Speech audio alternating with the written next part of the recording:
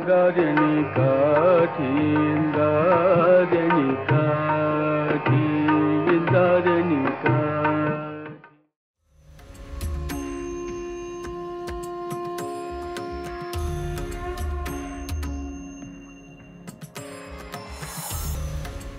आज तिसऱ्या अभंगाला आपण सुरुवात करूया। त्रिगुण असार निर्गुण हे सार, सारा सार विचार हरिपाठ।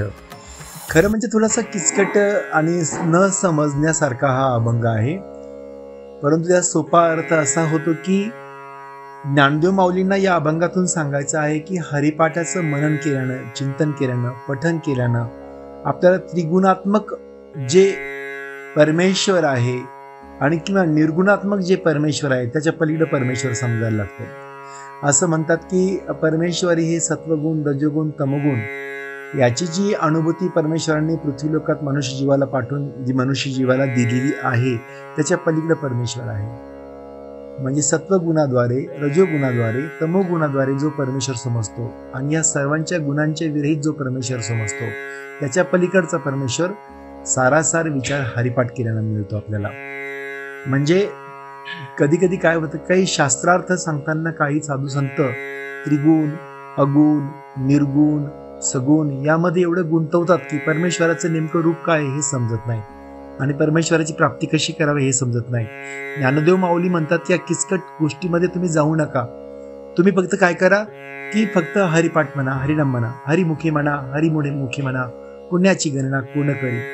पुढे माऊली दुसऱ्या चरणामध्ये म्हणतात की सगुण निर्गुण गुणांचे अगुण। पुन्हा तेच की त्या काळामध्ये एक थोडासा किंवा आताही बऱ्याचदा असा की एक वाद तयार होतो की परमेश्वराला सगुण रूपात मानायचं का निर्गुण रूपात मानायचं। काही लोक म्हणतात की मूर्तीपूजा करा, काही लोक म्हणतात की मूर्तीपूजा गैर आहे, तुम्ही आत्मिक पूजा करा। चिंतनामधून ध्यानाकडे जा तुम्ही, ध्यान ही खरी पूजा आहे। मग सगुणाची पूजा ठीक असते की निर्गुणाची पूजा ठीक असते।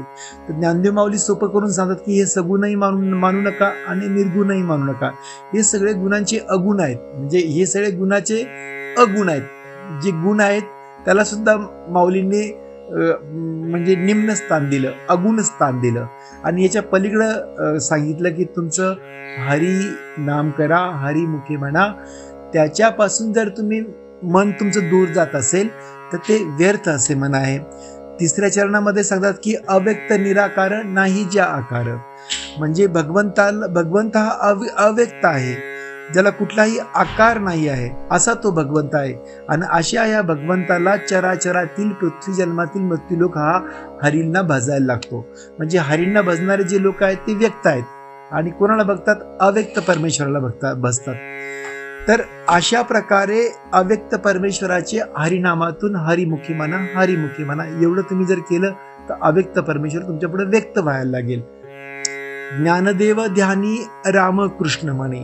समारोप करताना ज्ञानोबा माऊली अतिशय सुंदर समारोप करतात। शेवटच्या चरणात सांगतात की ज्ञानदेवाचं ध्यान तुम्ही केलं तर रामकृष्ण, ज्ञानदेव ध्यान करतो मनामध्ये रामकृष्ण धरून आणि अशा प्रकारे अनंत जन्माचे पुण्य तो मिळवता। म्हणजे एका जन्मात नाही तर अनेक जन्माचे पुण्य अशा प्रकारे रामकृष्ण हरीचा जप करून मनुष्य देह मिळवू शकतो असे ज्ञानोबा माऊली सांगतात। हा अभंग सांगत असताना माऊलींना सांगायचं की तुम्ही किचकट गोष्टी करूच नका, फक्त हरिमुखी म्हणा, हरिमुखी म्हणा एवढं जरी केलं तर पुरेसं आहे। रामकृष्ण हरी।